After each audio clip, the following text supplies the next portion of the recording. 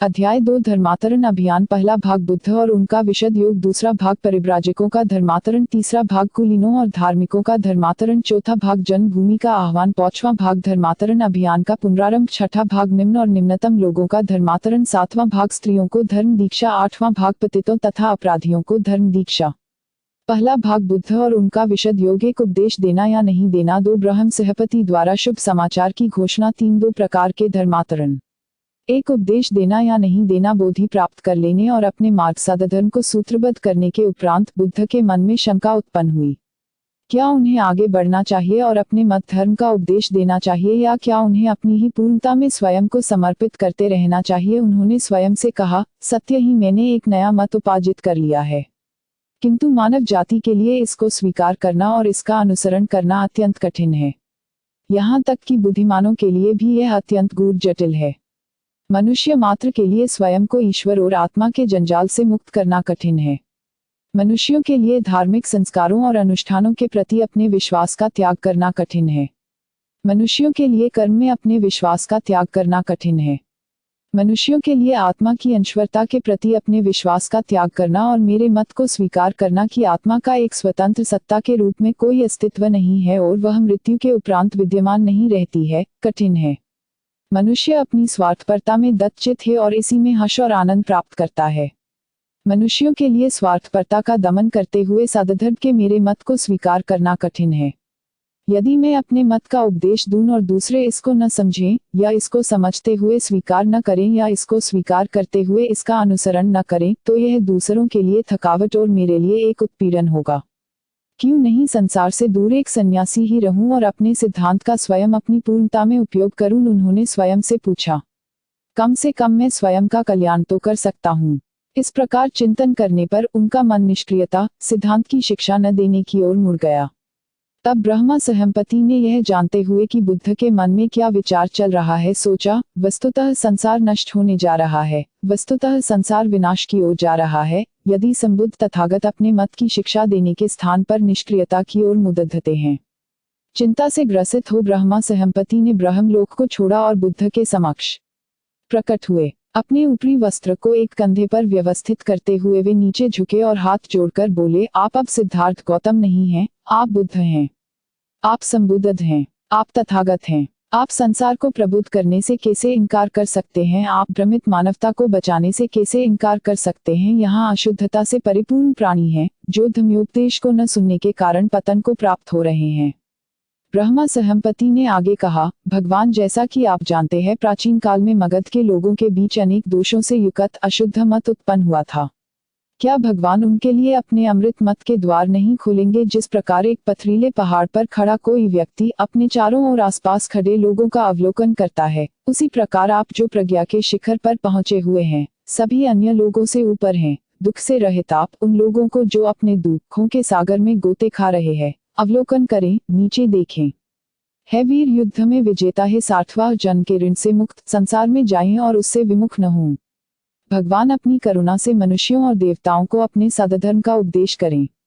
बुद्ध ने उत्तर दिया, हे ब्रह्मा, मनुष्यों ने उत्कृष्ट एवं श्रेष्ठ, यदि मैं अपने सद्धर्म की सार्वजनिक अभिव्यक्ति नहीं करता हूँ, तो यह इसलिए कि मैंने उत्पीड़न अनुभव किया था, किंतु मेरे धम्म को लोग समझ नहीं पाएंगे।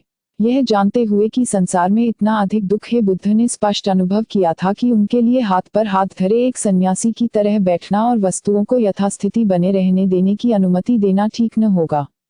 उन्होंने तपश्चर्या को व्यर्थ पाया। संसार से बचने का प्रयास बेकार था। यहाँ तक कि एक सन्यासी के लिए भी संसार से कोई मुक्ति नहीं है। उन्होंने एक अनुभूति की कि जो आवश्यक है वह संसार से मुक्ति नहीं है। जो आवश्यक है वह है संसार को परिवर्तित करना और उसे श्रेष्ठतर बनाना। बुद्ध ने स्पष्ट अनुभव किया कि उन्होंने संसार का त्याग इसलिए किया था कि वहाँ इतना अधिक संघर्ष है, जो दुख और कष्ट का कारण है और जिसका कोई इलाज वे नहीं जानते थे। यदि वे अपने धम्म का प्रचार द्वारा संसार से दुख और कष्ट को निर्वासित कर सकते हैं, तो यह उनका कर्तव्य होगा कि वे संसार की ओर लौटें और उसकी सेवा करें। निष्क्रिय भावशून्यता के मूर्तिमान की तरह शांत न बैठें। अतः बुद्ध ब्रह्मा सहस्रपति के निवेदन से सहमत हो गए और संसार को अपने मत का उपदेश देने का निश्चय किया। ब्रह्म सहम्पति द्वारा शुभ समाचार की घोषणा। तब ब्रह्मा सहम्पति ने यह सोचते हुए कि मैं बुद्ध को जन समुदाय को अपने धर्म का उपदेश देने को सहमत कराने के लिए प्रेरित करने का माध्यम रहा हूँ, अत्यंत प्रसन्नता अनुभव की। उन्होंने बुद्ध को प्रणाम किया, उनकी प्रदक्षिणा की, उनका अवलोकन किया और विदा हो गए। वापस लौटते समय वह संसार के समक्ष यह घोषणा करते रहे, शुभ समाचार को सुन आनंदित हो। बुद्ध हमारे भगवान ने संसार की सभी बुराइयों और दुखों का मूल कारण जान लिया है। वे मुक्ति का मार्ग भी जानते हैं। बुद्ध क्लांत और शोक संतप्त के लिए सांत्वना लाएंगे। वे युद्धों से त्रस्त लोगों को शांति प्रदान करेंगे। वे हिम्मत हारे हुए लोगों को हिम्मत प्रदान करेंगे। वे दलित और उत्पीड़ित लोगों को विश्वास और आशा प्रदान करेंगे। आज जो जीवन की मुसीबतें झेलते हैं, आप जिन्हें संघर्ष करना और झेलना पड़ता है, आप जिन्हें न्याय की लालसा रहती है, शुभ समाचार को सुनकर आनंदित हो। आप जो घायल हैं, अपने घावों को भरें। आप जो भूखे हैं, अपनी भूख को तृप्त करें। आप जो वलांत हैं, विश्राम करें, और आप जो प्यासे हैं, अपनी प्यास को बुझाएं। आप जो अंधकार में हैं, प्रकाश को तलाश करें। आप जो परित्यक्त हैं, वे अब प्रसन्न हो जाएं। उनके मत में जो परित्यक्त या लावारिस हैं, उन्हें अपना बना लेने की उत्कंठा को उत्पन्न करने के लिए प्रेम मिलता है। पतितों को ऊपर उठाने के लिए उदात्तता सदैव विद्यमान है, और पददलितों को उनके प्रगति के मार्ग पर आगे बढ़ाने के लिए समानता है। उनका मत सद्धर्म का मत है और उनका उद्देश्य पृथ्वी पर सद्धर्म के राज्य की स्थापना करना है। उनका मत सत्य है, संपूर्ण सत्य, और सत्य के अतिरिक्त कुछ नहीं है। धन्य हैं बुद्ध, क्योंकि उनका मार्ग प्रज्ञा का मार्ग है और उनका पथ अंधविश्वासों से मुक्ति का पथ है। धन्य हैं बुद्ध जो माध्यम मार्ग की शिक्षा देते हैं। धन्य हैं बुद्ध जो सद्धर्म के धर्म की शिक्षा देते हैं। धन्य है बुद्ध जो निब्बाण की शांति की शिक्षा देते हैं। धन्य है बुद्ध जो मुक्ति पाने निर्वाण के लिए अपने सह प्राणियों की सहायता करने के लिए मैत्री, करुणा और भ्रातृभाव का उपदेश देते हैं। दो प्रकार के धर्मांतरण। बुद्ध की वस्तुओं की व्यवस्था में धर्मांतरण के दो अर्थ हैं। भिक्षुओं के गण, जिसे संघ कहा जाता है, में धर्मांतरण। दूसरा, इसका अर्थ एक गृहस्थ का एक उपासक या बुद्ध के धर्म के गृहस्थ अनुयायी का धर्मांतरण है। चार बातों के अतिरिक्त भिक्षु और उपासक की जीवन पद्धति में कोई अंतर नहीं है। उपासक एक गृहस्थ बना रहता है, भिक्षु एक ग्रह रहित घुमक्कड़ बन जाता है। उपासकों और भिक्षुओं दोनों को ही अपने जीवन में कुछ निश्चित नियमों का अवश्य पालन करना होता है। यहाँ पुनः भिक्षु के लिए वे व्रत हैं, जिनके अतिक्रमण की परिणति दंड में होती है। उपासक के लिए वे शिक्षाप्रद है। उन्हें अपनी सामर्थ्य के अनुसार पालन करने का अधिक से अधिक प्रयास करना चाहिए। उपासक के पास संपत्ति हो सकती है, भिक्षु के पास नहीं। उपासक बनने के लिए कोई धर्मानुष्ठान नहीं है। भिक्षु बनने के लिए उसे अवश्य ही एक धर्मानुष्ठान से गुजरना पड़ता है, जिसे उपसंपदा कहा जाता है। बुद्ध ने उन सभी को जो उनके पास आए, उनकी इच्छा के अनुसार या तो भिक्षु के रूप में या उपासक के रूप में धर्मांतरित किया। एक उपासक एक भिक्षु बन सकता है जब कभी भी वह ऐसा अनुभव करता है, और भिक्षु तब भिक्षु नहीं रह जाता जब वह मुख्य त्रितों का अतिक्रमण करता है या जब कभी भी वह संघ की सदस्यता को छोड़ देने की इच्छा करता है।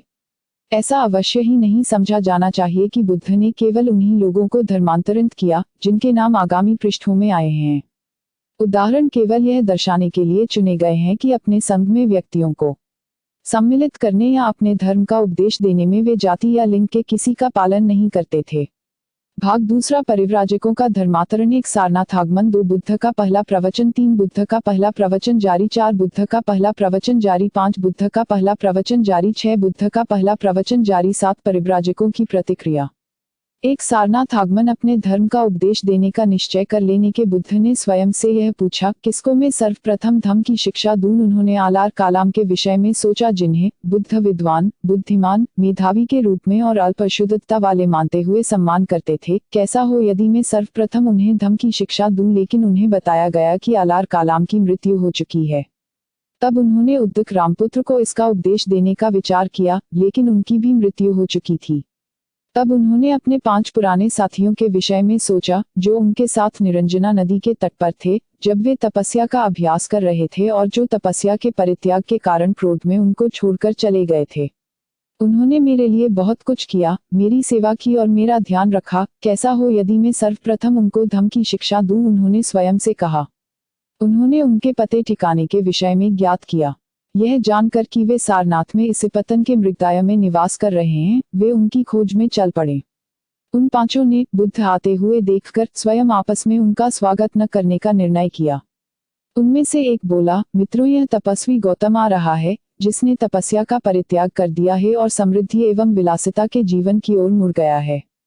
उसने पाप किया है, अतः हम अवश्य ही न तो उनका स्वागत करेंगे, न सम्मान में उठकर खड़े होंगे और न ही उनका भिक्षा पात्र और चीवर ग्रहण करेंगे। हम केवल उनके लिए एक आसन अलग रख देंगे। यदि उनकी इच्छा होगी वे बैठ जाएंगे। और वे सभी सहमत हो गए। लेकिन जब बुद्ध निकट आए, पांचों परित्राजक अपने निर्णय पर अटल रहने में सक्षम न रह सके थे। वे उनके व्यक्तित्व से इतना अधिक प्रभावित हुए कि वे सभी अपने आसनों पर उठ खड़े हुए थे। एक ने उनका पात्र पकड़ा, एक ने उनका चीवर पकड़ा, एक ने एक आसन तैयार किया और एक उनके चरण धोने के लिए पानी ले आया। यह वास्तव में अप्रिय अतिथि का एक महान स्वागत था। इस प्रकार वे जो उपहास करने को अभिप्रेत थे, श्रद्धावत बने रह गए। बुद्ध का पहला प्रवचन धम्मचक्र प्रवर्तन, अभिवादन और कुशल क्षेम के आदान प्रदान के उपरांत पांचों परिव्राजकों ने बुद्ध से पूछा कि क्या वे अभी भी तपश्चर्या में विश्वास रखते हैं। बुद्ध ने नकारात्मक उत्तर दिया। बुद्ध ने कहा, एक भोग विलास का जीवन और दूसरा काय क्लेश का जीवन, दो अतियां होती हैं। एक कहता है, आओ हम खाओ पियो मौज करो क्योंकि कल हम मर जाएंगे। दूसरा कहता है, सभी वासनाओं का दमन करो क्योंकि वे पुनर्जन्म का कारण हैं। उन्होंने दोनों को अस्वीकार किया था क्योंकि वे मनुष्य के लिए अनुपयुक्त थी। क्योंकि वे मध्य मार्ग मध्यम प्रतिपदा को मानने वाले थे, जो न तो भोग विलास का मार्ग है और न ही काय क्लेश का मार्ग है। मुझे इसका उत्तर दो, बुद्ध ने परित्राजकों से पूछा। जब तक तुम्हारा मन सक्रिय रहता है और भले ही सांसारिक या दिव्य भोग विलासों के पीछे लालायित बना रहता है, क्या सभी काय क्लेश व्यर्थ नहीं है? और उन्होंने उत्तर दिया, यह वैसा ही है जैसा आप कहते हैं। तुम किस प्रकार काय क्लेश का एक तुच्छ जीवन बिताकर अपने आप को मुक्त कर सकते हो, यदि तुम उसके द्वारा कामुकता की अग्नि को बुझाने में असफल नहीं हो सकते? और उन्होंने उत्तर दिया, यह वैसा ही है जैसा आप कहते हैं। जब आप अपने आप पर विजय पा लेंगे, तभी आप काय तृष्णा से मुक्त होंगे। तब तुम सांसारिक भोग विलासों की इच्छा नहीं करोगे और तुम्हारी प्राकृतिक इच्छाओं की संतुष्टि तुम्हें दूषित नहीं करेगी। तुम अपने शरीर की आवश्यकताओं के अनुसार खाना और पीना करो। सभी प्रकार की काम वासना उत्तेजक होती है और शक्ति का हास करने वाली होती है। विषयासक्त मनुष्य अपनी काम वासना का दास होता है। सभी भोग विलासों की चाह करना स्वयं को गिराना है और अभद्र एवं नीच कर्म है।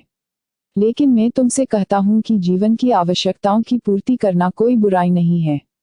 शरीर को स्वस्थ बनाए रखना एक कर्तव्य है, अन्यथा तुम मन को दृढ़ और स्पष्ट बनाए रखने और प्रज्ञादीप को प्रज्वलित रखने में सक्षम न हो सकोगे।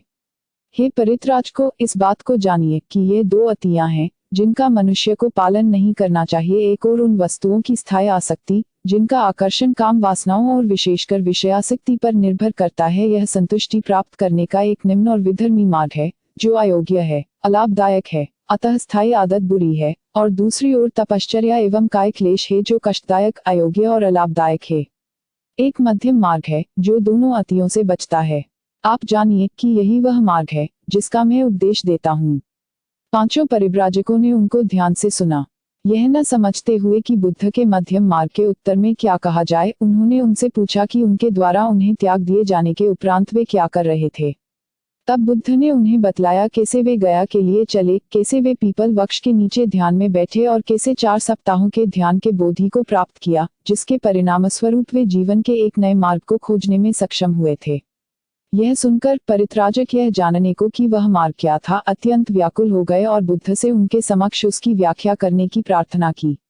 बुद्ध सहमत हो गए। उन्होंने यह कहते हुए प्रारंभ किया कि उनके मार्ग को, जो उनका धम्म है, परमात्मा और आत्मा से कुछ लेना देना नहीं, उनके धम्म का मृत्यु के उपरांत के जीवन से कोई सरोकार नहीं है, और न ही उनके धम्म का कर्म कांडों और धर्मानुष्ठानों से कोई संबंध है।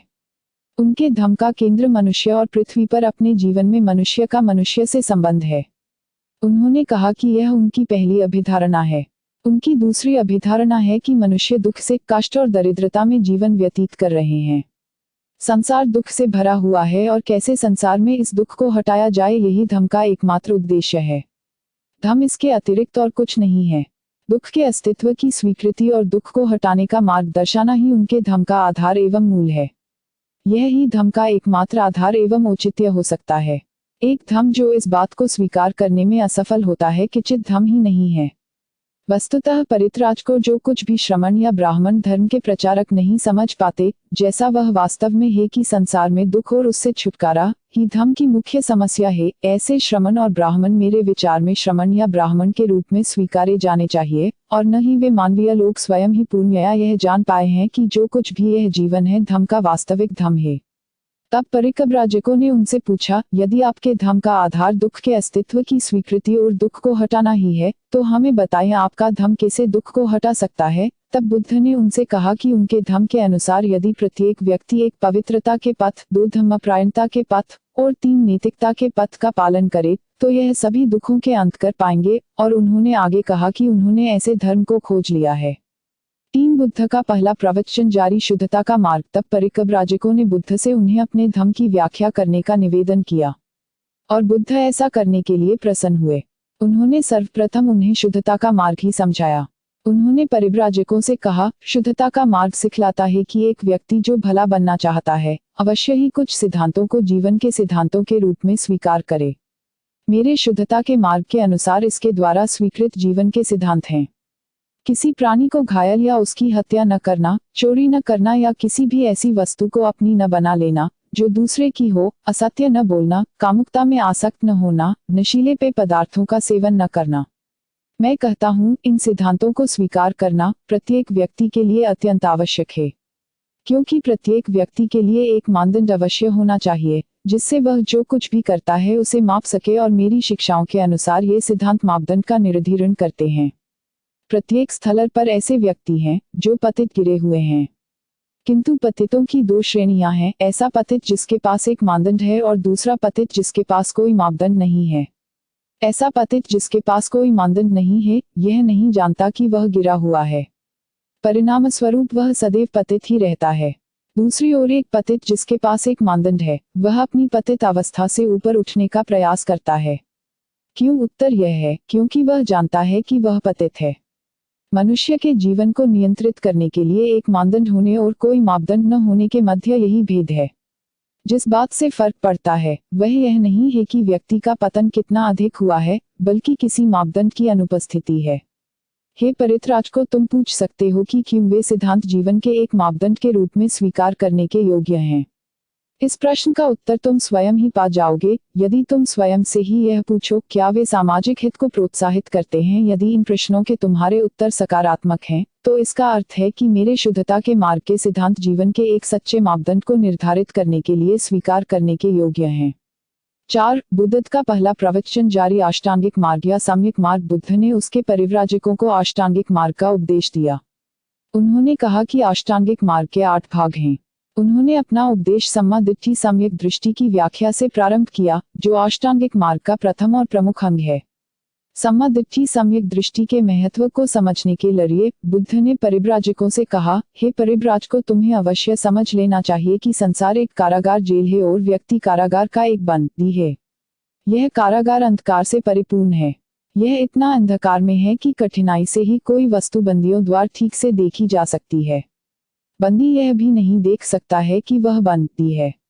निस्संदेह व्यक्ति अंधकार में अत्यधिक लंबे समय तक रहने के कारण न केवल अंधा हो गया है, बल्कि उसे इसमें अत्यंत संदेह है कि प्रकाश जैसी किसी आश्चर्यजनक वस्तु का कभी भी अस्तित्व भी हो सकता है। मन ही केवल ऐसा साधन है जिसके द्वारा प्रकाश व्यक्ति के पास आ सकता है, किंतु इन कारागारवासियों का मन किसी भी तरह इस उद्देश्य की पूर्ति के लिए एक सही साधन नहीं है। यह केवल एक अल्प मात्रा में प्रकाश को आने देता है, केवल इतना ही जिससे कि जिनके पास दृष्टि है वे यह देख सके कि अंधकार जैसी एक वस्तु वहां है। अतः इस प्रकार की समझ अपनी प्रकृति में दोषपूर्ण है। किंतु जानो, है परिव्राजकों, बंदियों की स्थिति इतनी निराशाजनक नहीं है जितनी प्रतीत होती है, क्योंकि व्यक्ति में ऐसी वस्तु है जिसे इच्छा शक्ति कहते हैं। जब उपयुक्त उद्देश्य उत्पन्न होते हैं तब इच्छा शक्ति को जागृत किया जा सकता है और क्रियाशील बनाया जा सकता है। केवल इतना प्रकाश आने से जिससे यह देखा जा सके कि इच्छा शक्तियों को किस दिशा में अग्रसर करने की आवश्यकता है, व्यक्ति उसे इस प्रकार निर्देशित कर सकता है जिससे कि वे मुक्ति की ओर ले जा सके। अतः यद्यपि व्यक्ति बंधा हुआ है तब भी वह मुक्त हो सकता है। वह किसी भी समय कदम उठाना प्रारंभ कर सकता है जो अंततोगत्वा उसे मुक्ति तक ला सकेंगे। ऐसा इसलिए है क्योंकि जिस किसी भी दिशा में जिसे कोई चुनता है, मस्तिष्क को प्रशिक्षित करना संभव है। यह मस्तिष्क ही है जो जीवन के ग्रह में हमें बंदी बनाता है, और यह मस्तिष्क है जो हमें उसी स्थिति में बनाए रखता है। किंतु मन ने जिसे बनाया है वही मन उसे समाप्त भी कर सकता है।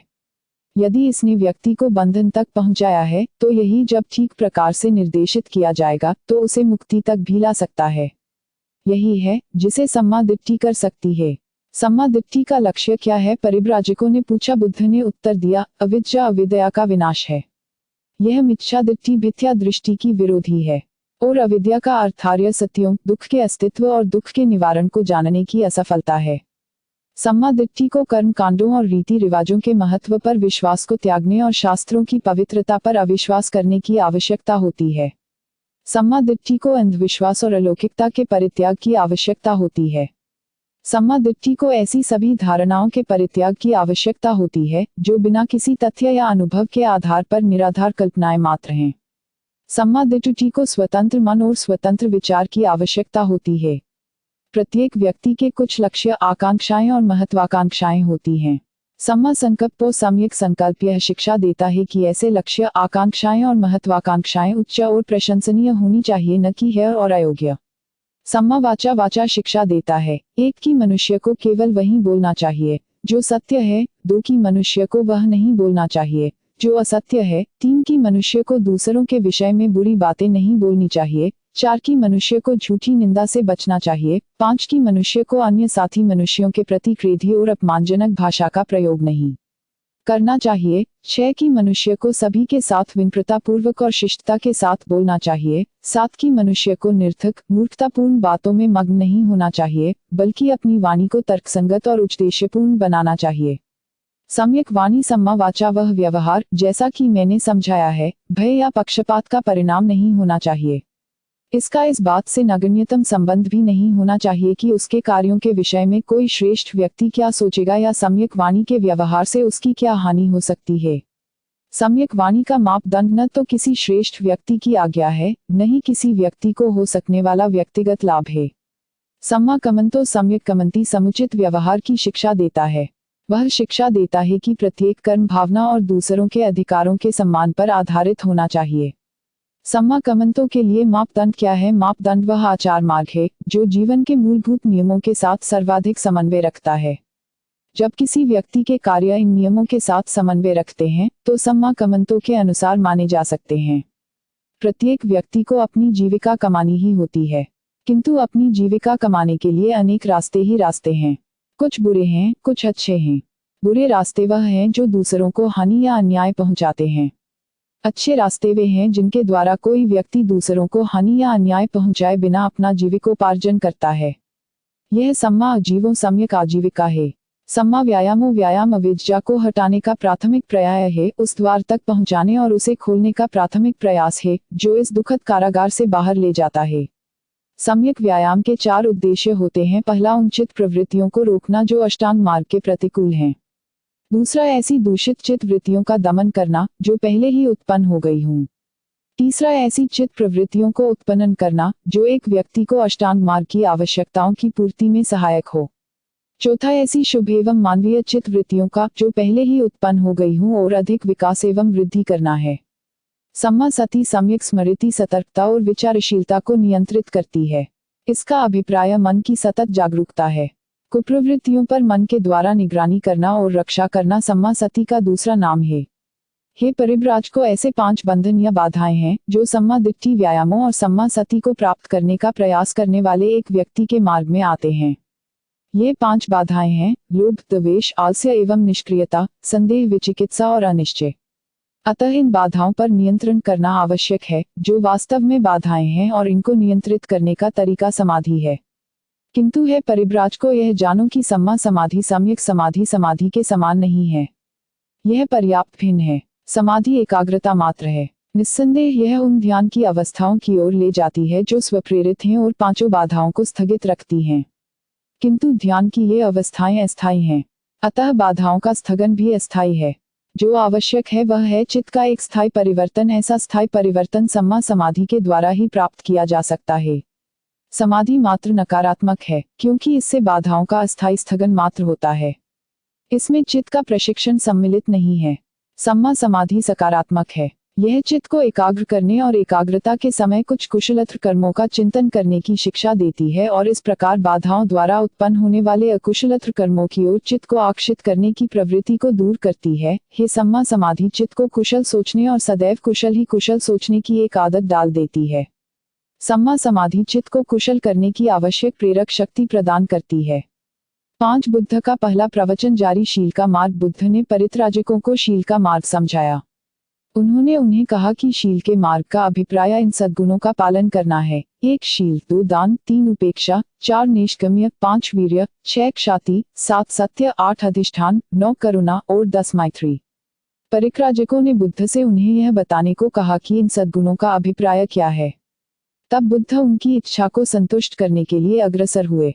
शील है नैतिक स्वभाव, अकुशल न करने के प्रवृत्ति और कुशल करने की प्रवृत्ति। अकुशल करने में अपमानित अनुभव करना, दंड के भय से अकुशल करने से बचना शील है। शील का अभिप्राय अकुशल करने से भय है। निष्काम्य का तात्पर्य संसार के भोग विलासों का परित्याग है। दान का अभिप्राय बदले में बिना कुछ पाने की आशा रखते हुए दूसरों के भले के लिए अपनी संपत्ति, खून और शरीर के अंग और यहाँ तक कि अपने प्राणों तक को दे देना है।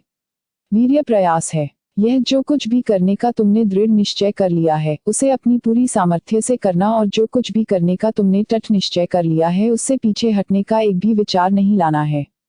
क्षाति सहिष्णुता होता है। घृणा का उत्तर घृणा से न देना ही इसका सार है, क्योंकि घृणा के द्वारा घृणा शांत नहीं होती है। यह केवल सहिष्णुता द्वारा ही शांत हो सकती है। सत्य, सत्य का तात्पर्य झूठ न बोलना है। व्यक्ति को कभी झूठ नहीं बोलना चाहिए। उसका कथन सदैव सत्य और सत्य के सिवा कुछ और नहीं होना चाहिए। अधिष्ठान अपने लक्ष्य तक पहुंचाने का दृढ़ संकल्प होता है। करुणा सभी मनुष्यों के प्रति दयाशीलता होती है। मैत्री सभी प्राणियों के प्रति, न केवल उसके प्रति जो एक मित्र है बल्कि उसके प्रति भी जो एक शत्रु है। न केवल मनुष्यों के प्रति बल्कि सभी सजीव प्राणियों के प्रति मैत्री भावना व सहानुभूति रखना है। उपेक्षा अनासक्ति की भावना होती है और यह उदासीनता से होती भिन्न है। यह चित्त की एक अवस्था है जहाँ न तो प्रिय है और न ही अप्रिय है। परिणाम से अप्रभावित रहना और फिर भी उसके प्रयास में संलग्न रहना। इन सद्गुणों का किसी भी व्यक्ति को अपने संपूर्ण सामर्थ्य से अभ्यास करना चाहिए। इसीलिए इन्हें पारमिता पराकाष्ठा की अवस्थाएं कहा जाता है। 6 बुद्ध का पहला प्रवचन जारी। अपने धर्म का उपदेश देकर और उसकी व्याख्या करने के बुद्ध ने परिव्राजकों से पूछा, क्या व्यक्तिगत पवित्रता संसार में भलाई का आधार नहीं है? और उन्होंने उत्तर दिया, जैसा आपने कहा यह ऐसा ही है। और बुद्ध ने आगे कहा, क्या व्यक्तिगत पवित्रता को द्वेष, रोग, अज्ञान, जीवन का विनाश, चोरी, व्यभिचार और असत्य से क्षति नहीं पहुंचती है? क्या व्यक्तिगत पवित्रता के लिए यह आवश्यक नहीं है कि चरित्र की पर्याप्त शक्ति अर्जित कर ली जाए जिससे कि इन बुराइयों को नियंत्रण में रखा जा सके? किस प्रकार एक व्यक्ति भलाई का साधन बन सकता है यदि उसमें व्यक्तिगत पवित्रता नहीं है? और उन्होंने उत्तर दिया, जैसा आपने कहा यह ऐसा ही है। क्यों व्यक्ति दूसरों को दास बनाना या उन पर शासन करना बुरा नहीं मानते हैं? क्योंकि व्यक्ति दूसरों के जीवन को दुखी बनाना बुरा नहीं मानते हैं। क्या यह इसलिए नहीं है क्योंकि व्यक्ति एक दूसरे के प्रति अपने आचरण में सदाचारी नहीं है? और उन्होंने हाँ कहा। तो क्या अष्टांग मार्ग, दृष्टि, सम्यक संकल्प, वाचा, आजीविका, सम्यक कमींत, व्यायाम, स्मृति और सम्यक समाधि के मार्ग का संक्षेप में सद्धर्म के मार्ग पर अनुसरण यदि प्रत्येक व्यक्ति द्वारा किया जाए तो सभी अन्याय और अमानवता का अंत कर देगा जो एक व्यक्ति दूसरे व्यक्ति के साथ करता है? और उन्होंने कहा हाँ। शील के मार्ग का विचार करते हुए उन्होंने पूछा, क्या दान दरिद्रों और गरीबों के कष्टों के निवारण और सामान्य भलाई को प्रोत्साहित करने के लिए आवश्यक नहीं है? क्या करुणा को दरिद्रता और दुखों से राहत पहुंचाने के लिए, जहां कहीं भी ये विद्यमान है, उत्पन्न करने की आवश्यकता नहीं है? क्या निष्काम्य निस्वार्थ कार्य के लिए आवश्यक नहीं है? क्या उपेक्षा सतत प्रयास के लिए भले ही कोई व्यक्तिगत लाभ न हो आवश्यक नहीं है? क्या प्रेम मनुष्य के लिए आवश्यक नहीं है? और उन्होंने कहा हाँ। मैं एक कदम और आगे बढ़कर कहता हूँ, प्रेम पर्याप्त नहीं है, जिसकी आवश्यकता है वह है मैत्री। यह प्रेम की अपेक्षा व्यापक है। इसका अर्थ न केवल मनुष्यों के साथ बल्कि सभी सजीव प्राणियों के साथ मैत्री भाव है। यह मनुष्यों तक ही सीमित नहीं है। क्या ऐसी मैत्री आवश्यक नहीं है? इसके अतिरिक्त ऐसा क्या है जो सभी सजीव प्राणियों को वही सुख दे सकता है जो कोई व्यक्ति स्वयं अपने लिए पाने का प्रयास करता है? चित्त को पक्षपात रहित रखने के लिए, सभी के लिए खुला, सभी के प्रति स्नेह और किसी के भी प्रति घृणा से रहित। उन सभी ने कहा हाँ। इन सद्गुणों के आचरण के साथ किसी भी प्रकार से प्रज्ञा, निर्मल बुद्धि अवश्य जुड़ी रहनी चाहिए। क्या प्रज्ञा आवश्यक नहीं है? परिव्राजकों ने कोई उत्तर नहीं दिया। उन्हें अपने प्रश्न का उत्तर देने के लिए बाध्य करने के लिए बुद्ध ने अपना कथन जारी रखा कि एक भले मनुष्य के गुण है, कोई बुरा कार्य न करे, ऐसा कुछ न सोचे जो बुरा है, अपना जीविकोपार्जन किसी बुरे तरीके से न करे और ऐसा कुछ न बोले जो बुरा है या जिससे किसी अन्य को कष्ट पहुंचे। और उन्होंने कहा, हाँ, यह ऐसा ही है, किंतु क्या आंख बंद किए हुए सतुकर्म किए जाने का स्वागत किया जाना चाहिए? बुद्ध ने पूछा। मैं कहता हूँ, नहीं, यह पर्याप्त नहीं है। बुद्ध ने परित्राजकों से कहा, यदि यह पर्याप्त होता तो एक छोटे बच्चे के लिए घोषित किया जा सकता कि वह सदैव भलाई कर रहा है। क्यों अभी तक बच्चा यह नहीं जानता कि एक शरीर का अर्थ क्या है? वह अपने शरीर के द्वारा लात चलाने से अधिक क्या बुरा कार्य कर सकता है? वह नहीं जानता कि वाणी क्या है, वे रोने से अधिक क्या बुरी बात कह सकता है? वह नहीं जानता है कि विचार क्या है, प्रसन्नता के साथ रोने से अधिक? वह नहीं जानता कि जीविकोपार्जन क्या है, वह अपनी माँ का दूध पीने से अधिक एक बुरे तरीके से अपनी जीविका क्या कमा सकता है? अतः शील के मार्ग का अवश्य ही प्रज्ञा के द्वारा परीक्षण किया जाना चाहिए, जो विवेक और बुद्धि का दूसरा नाम है। एक और भी कारण है कि क्यों प्रज्ञा पारमिता इतनी महत्वपूर्ण और इतनी आवश्यक है। दान अवश्य होना चाहिए, किंतु प्रज्ञा के बिना दान का उत्साहभंग करने वाला प्रभाव हो सकता है। करुणा अवश्य होनी चाहिए, किंतु प्रज्ञा के बिना करुणा का अंत बुराई के समर्थन में हो सकता है। पारमिता के प्रत्येक कार्य प्रज्ञा पारमिता, जो विवेक का दूसरा नाम है, की कसौटी पर खरे उतरने चाहिए। मैं आधार वाक्य के रूप में कहता हूँ कि ज्ञान और चेतना अवश्य होनी चाहिए कि अकुशल कर्म क्या है, यह कैसे उत्पन्न होता है। इसी प्रकार ज्ञान और चेतना भी अवश्य होनी चाहिए कि कुशल कर्म और अकुशल कर्म क्या है। ऐसे ज्ञान के बिना यथार्थ भलाई नहीं हो सकती, भले ही कर्म अच्छे रहे हों। इसीलिए मैं कहता हूँ कि प्रजा एक आवश्यक सद्गुण है। तब बुद्ध ने परिव्राजकों को निम्नलिखित प्रेरणा देते हुए अपना उपदेश समाप्त किया। बहुत संभव है कि तुम लोग मेरे धर्म को निराशावादी कहो, क्योंकि यह मानव जाति का ध्यान दुख के अस्तित्व की ओर आकर्षित करता है। मैं तुम लोगों को कहता हूँ, मेरे धर्म के प्रति ऐसा धारणा गलत होगी। निस्संदेह मेरा धर्म दुख के अस्तित्व को स्वीकार करता है, किंतु यह मत भूलो कि यह उतना ही बल दुख के निवारण पर भी देता है। मेरे धर्म के भीतर आशा और उद्देश्य दोनों समाहित हैं। इसका उद्देश्य अविद्या का नाश करना है, को हटाना है, जिससे मेरा अभिप्राय दुख के अस्तित्व को अज्ञान से है। इसमें आशा भी है, क्योंकि यह मनुष्य के ठूकों का अंत करने का मार्ग दर्शाता है। क्या तुम लोग इससे सहमत हो या नहीं? और परिव्राजकों ने कहा, हाँ, हम सहमत हैं। 7 परिव्राजकों की प्रतिक्रिया। 5 परिव्राजकों ने तुरंत अनुभव किया कि यह यथार्थ में एक नया धर्म है। वे जीवन की समस्याओं के प्रति इस नए दृष्टिकोण से इतने अधिक प्रभावित हुए कि वे यह कहने में एकमत थे कि संसार के इतिहास में कभी भी धर्म के किसी संस्थापक ने यह शिक्षा नहीं दी कि मानव दुखों की मान्यता ही धर्म का वास्तविक आधार है। संसार के इतिहास में कभी भी धर्म के संस्थापक ने यह शिक्षा नहीं दी कि इस कष्ट का निवारण ही इसका वास्तविक उद्देश्य है। संसार के इतिहास में कभी भी मुक्ति का एक ऐसा मार्ग नहीं सुझाया गया जो अपनी प्रकृति में इतना सरल हो, जो अलौकिक और अति मानवीय शक्तियों से इतना मुक्त हो, जो आत्मा में विश्वास से, ईश्वर में विश्वास से और मृत्यु के जीवन में विश्वास से इतनी स्वतंत्रता और यहाँ तक कि इतना प्रतिकूल हो। संसार के इतिहास में पहले कभी भी ऐसे धर्म की स्थापना नहीं की गई जिसका रहस्योद्घाटन ईश्वर वचन से कुछ भी लेना देना न था और जिसकी आजाएं मनुष्य की सामाजिक आवश्यकताओं के परीक्षण से उत्पन्न हुई हैं और जो ईश्वर की आजाएं नहीं हैं। संसार के इतिहास में कभी भी मुक्ति को सुख के वरदान के रूप में नहीं समझा गया है, जिसे मनुष्य द्वारा इस जीवन में और इसी पृथ्वी पर स्वयं अपने प्रयासों द्वारा उत्पन्न सद्गुणों से प्राप्त किया जा सकता है। ये वे भावनाएं थी जिन्हें परित्राजकों ने अपने नए धर्म पर बुद्ध के उपदेश सुनने के बाद व्यक्त किया था। उन्होंने अनुभव किया कि बुद्ध में उन्होंने ऐसे सुधारक को पा लिया था जो सबसे गंभीर नैतिक उद्देश्य से परिपूर्ण और अपने समय की सभी बौद्धिक संस्कृतियों में प्रशिक्षित था, जिसमें मौलिकता और विरोधी विचारों के ज्ञान के साथ जानबूझकर एक ऐसी मुक्ति के सिद्धांत को सुझाने का साहस था जिसे इसी जीवन में मनोसाधना और मन का संयम के अभ्यास द्वारा प्राप्त अंतर्मुखी हृदय के परिवर्तन द्वारा पाया जा सकता है। बुद्ध के प्रति उनकी श्रद्धा इतनी असीम हो गई कि उन्होंने तुरंत उसके समक्ष आत्मसमर्पण कर दिया और उनसे उन्हें अपने शिष्यों के रूप में स्वीकार करने का आग्रह किया। बुद्ध ने उन्हें ही भिक्खवे भिक्षुओं आओ कहकर अपने भिक्षु संघ में सम्मिलित कर लिया। वे पंचवर्गीय भिक्षुओं के नाम से जाने जाते थे।